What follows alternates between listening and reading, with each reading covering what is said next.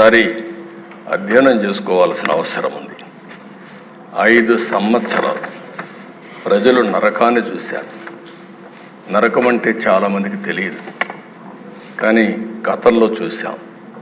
అలాంటి నరకాన్ని ఈ రాష్ట్రంలో చూసే పరిస్థితి వచ్చింది. రాష్ట్ర చరిత్రలో అవి ఒక చీకటి రోజులు. ఆస్తులు సెటిల్మెంట్ చేశారు, మామూలు కాదు. భూములు దొరికితే భూముల్ని 30-40 సంవత్సరాలుగా సంపాదించిన ఆస్తుల్ని ఎక్కడికక్కడ ఇమ్మంటే మెడ మీద కత్తిపెట్టి రాయించుకున్న సందర్భాలు. ఏ ఆడబిడ్డ మానానికి రక్షణ లేదు. ఇష్టానుసారంగా బిహేవ్ చేశారు. ప్రాణానికి విలువ లేకుండా చేశారు.